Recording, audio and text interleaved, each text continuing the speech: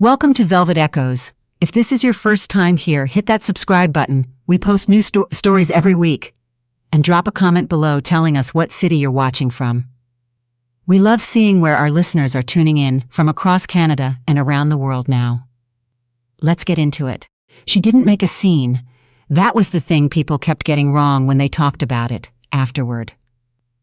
Theodora Ashworth didn't raise her voice. She didn't throw anything. She didn't even leave early. She stayed at that fundraising gala until nearly 11 o'clock, smiled at the right people, thanked the right donors, and when she finally walked out through the glass doors of the Fairmont ballroom into the cold Vancouver November air, she did it the same way she'd walked in, with her spine straight and her face composed in absolutely nothing in her expression that could be read as defeat. The woman beside her husband, though, she made a scene. That was Portia Langford's particular talent. People in their circle would talk about it for months. The way Portia had looped her arm through Julian's at the welcome reception. The way she'd turned to face the room when Theodora walked in, as though she'd been waiting, as though the whole evening had been staged for this one moment. And she was finally allowed to step into her mark.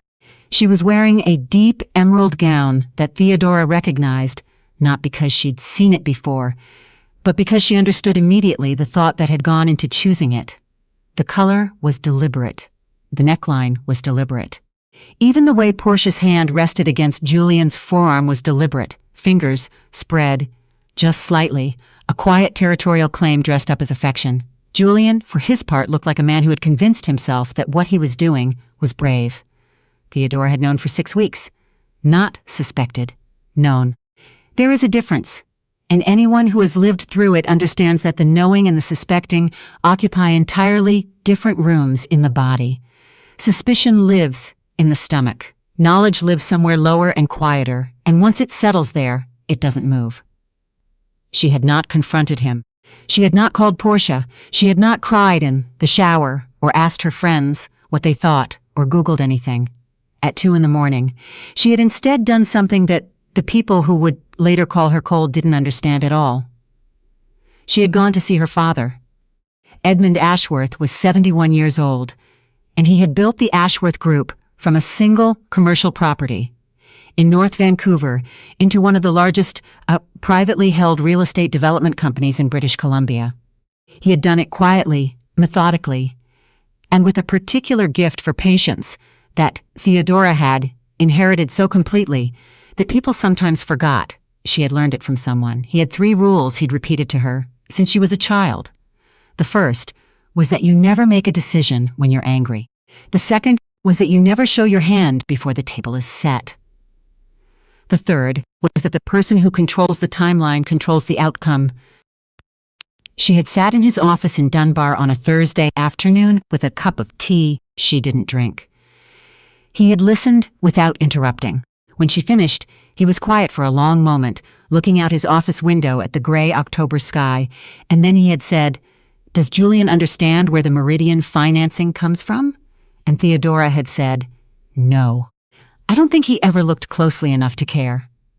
Edmund had nodded once, slowly, the way he nodded, when a question had been answered more completely than he'd expected. Then he'd picked up his phone and made 2 calls. The first was to his lawyer. The second was to his brother Theodora's uncle Clifford, who sat on the board of Western Pacific Capital and had, for the past 11 years, been the quiet, institutional-backed hotel group. The company Julian Ashworth ran as though it were entirely his own. It was not entirely his own. It had never been entirely his own. Julian had simply never asked the right questions, and no one had ever volunteered the answers. The gala that November evening was the Meridian Group's annual foundation fundraiser, Julian's event, by every surface measure. His name on the program, his speech on the agenda, his photograph in the lobby display, alongside a summary of the Meridian Foundation's donations to affordable housing initiatives across the Lower Mainland. Julian was good at the charitable dimension of wealth. He understood that generosity, when performed correctly, was its own form of authority. He had built the fundraiser into something the Vancouver business community actually looked forward to attending, which was no small thing. What he had apparently not thought through was that Theodora had attended this event every year for 9 years, that her name was on the patron list, that her family's foundation was one of the 3 anchor sponsors, that roughly a third of the people in that ballroom had known Edmund Ashworth longer than they had known Julian. Portia had thought about optics clearly. She'd thought about the dress and the entrance and the arm. She had not apparently thought about the room. Theodora arrived alone, which was itself a statement, though she made sure it didn't look like one.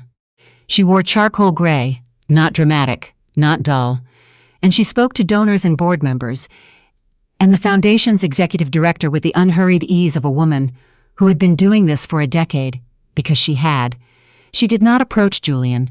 She did not look at Portia longer than courtesy required. She moved through the room the way her father moved through a room, and people who knew the Ashworths understood instinctively that something was happening, even if they couldn't name what. The moment that would get repeated most often afterward.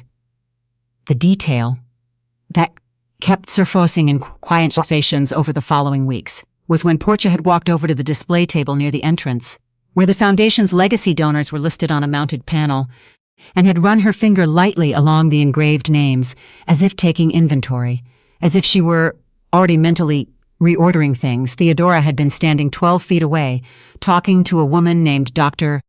Helen Forsyth, who chaired the foundation's housing committee, and she had watched Portia do it, and she had not said a word. She had simply continued her conversation. But Helen had noticed, and Helen had seen Theodora's face in that moment. Not angry, not wounded, just watching with the particular stillness of someone who already knows how the evening ends. It was Helen who later told people. She already knew, you could see it. She wasn't reacting. She was just witnessing. The speeches were scheduled for 8:30. Julian stood at the podium and thanked the donor and outlined the foundation's work, and was, by any objective measure, polished. He was good at this. Theodora had always known he was good at this. It was part of what she'd loved about him. The ease with which he moved through a public room. The way he could make a ballroom full of cautious, wealthy people feel like they were part of something meaningful. She watched him from her table and felt, not for the first time that evening, the strange doubled quality of knowing someone very well and being in the process of leaving them. Portia watched from a different table, and the watching was different. It was the watching of a woman who believed she had already won. She hadn't. What Portia didn't know, what Julian didn't know yet either, though he would by the end of that week, was that 3 days earlier, Edmund Ashworth had quietly requested an extraordinary meeting of the Meridian Group's advisory board, not the operational board. Julian managed day-to-day. The Capital Advisory Board, which had oversight over the company's major financing arrangements, and which included, among its 3 members, Edmund himself, Clifford Ashworth, and a Vancouver portfolio manager named Grant Ellsworth, who had known Edmund since they were both 26 years old, and had never in 45 years given him reason to doubt his loyalty. The meeting had lasted 40 minutes. Afterward, a letter had been drafted, not sent yet, but drafted, outlining the terms under which Western Pacific Capital would be reviewing its continued participation in the Meridian Group's primary credit facility.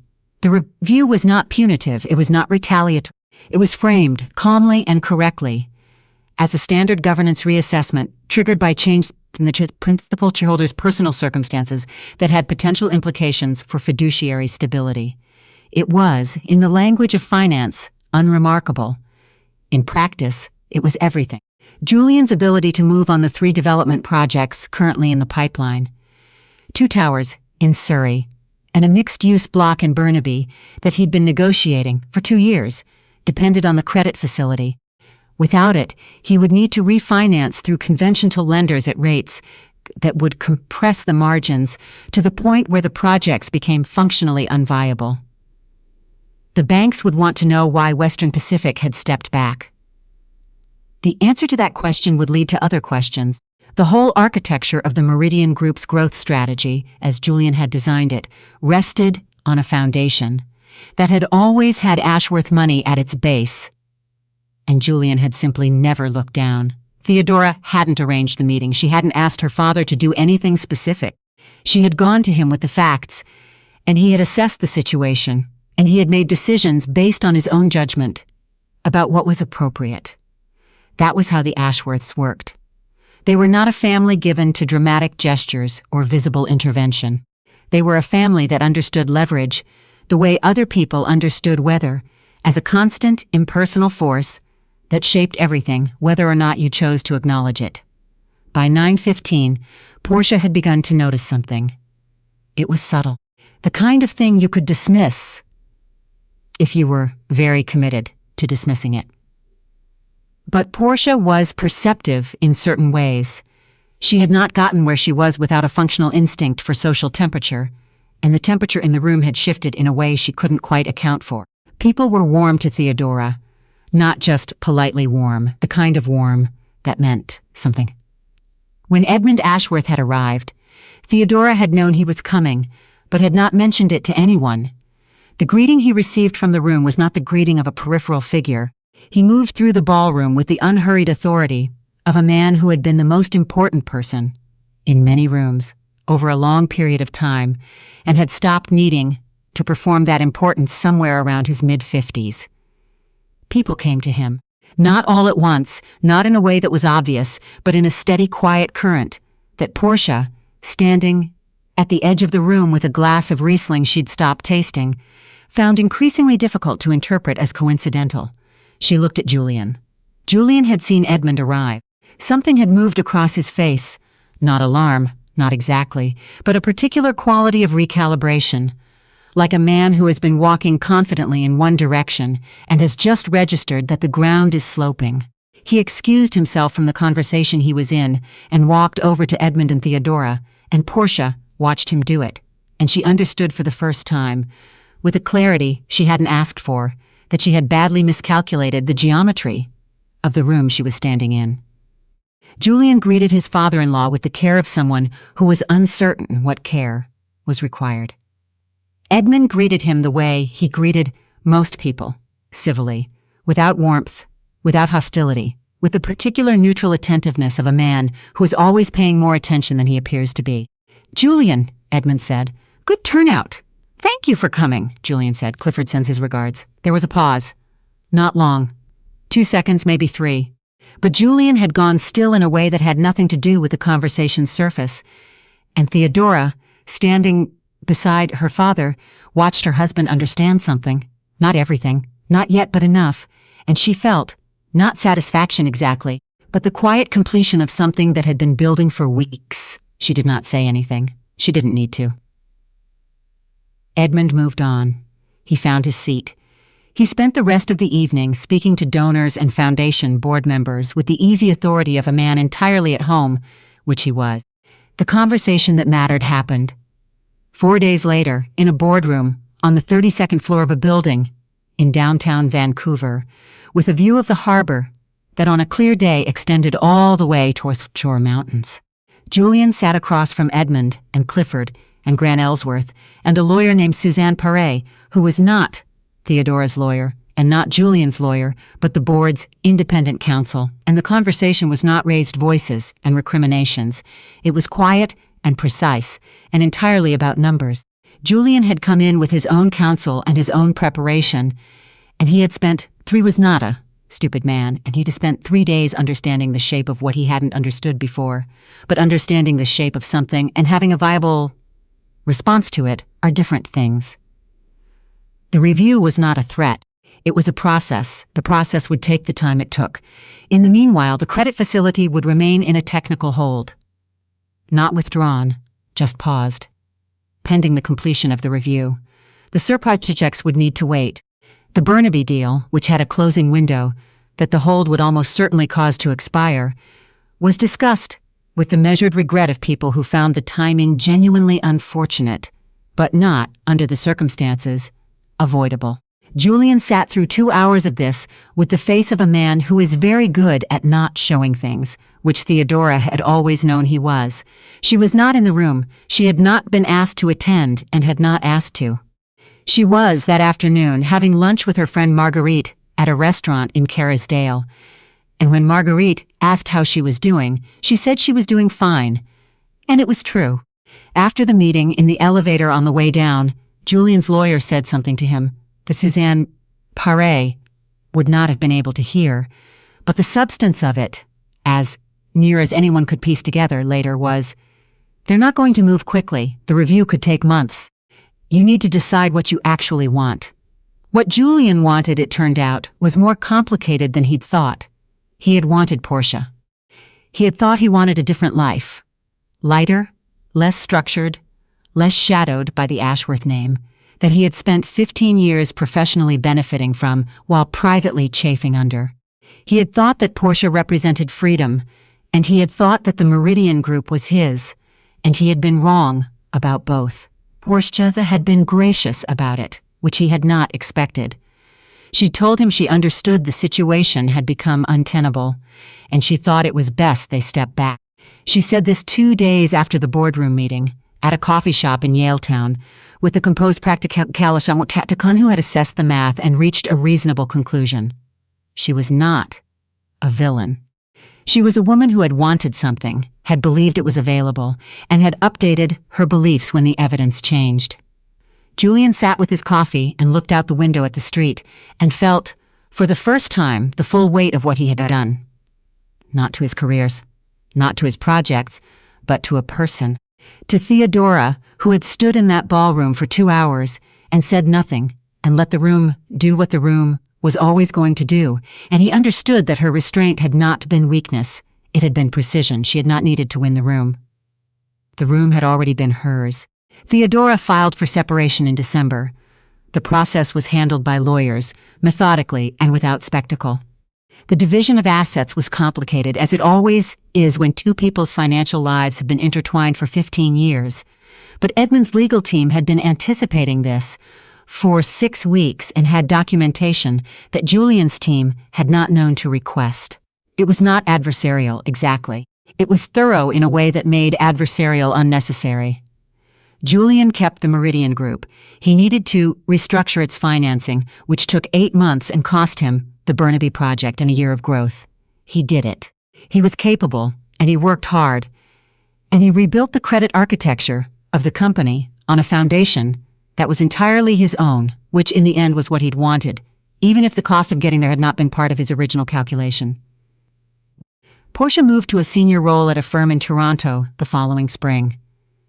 Theodora heard about it through a mutual acquaintance and felt nothing particular about it, which was its own kind of answer to a question she'd never needed to ask. What Theodora did in the months after December was work. She had her own career. She was a partner at a Vancouver architecture firm that specialized in sustainable residential development, and she was good at it, and she had let it run at 60% for several years while she managed the social and charitable obligations that came with being Julian Ashworth's wife. She stopped managing those obligations. She brought the work back to full capacity. She took on a project in the Okanagan that she'd been offered twice before and declined. And she drove out there on a Tuesday in March to walk the site in the cold spring mud with the project lead. And she stood at the edge of the property and looked at the hills and felt something she recognized after a moment as uncomplicated pleasure. Her father called her that evening. He asked how the site visit had gone.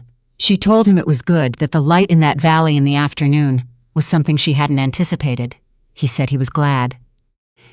They talked for 20 minutes about the project's structural challenges and about nothing in particular, and when she hung up, she sat for a while in the quiet of the rental car, in the parking lot of the hotel in Kelowna, and let the quiet be quiet. People would ask her, later, whether she was angry, whether she had planned it, whether the whole thing, the gala, Edmund arriving, the boardroom meeting, the credit facility review, whether all of that had been orchestrated.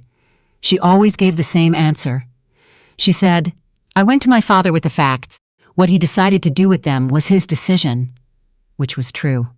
And it was also true that she had known exactly what her father would decide, because she had known Edmund Ashworth for 43 years, and she had understood when she chose to go to him rather than to a lawyer, rather than to a therapist, rather than to a friend, Exactly what she was putting in motion, whether that was planning or simply knowledge, was a distinction she left to other people to argue about. The lesson, if there was one, and she was cautious about framing it as a lesson, because real things that happen to real people have a tendency to resist that kind of reduction, was something like this. Julian had thought he was leaving a marriage. He had not understood that the marriage was also a context. That 15 years of building something within a particular ecosystem had certain structural implications. That the ecosystem had its own logic, its own gravity, and that walking out of it was not a simple act of personal freedom, but a decision with a weight he had never looked at directly. He had thought Theodora was the thing he was moving away from. He had not understood that she was also the room, and when the room stopped holding him, he finally fully understood the difference.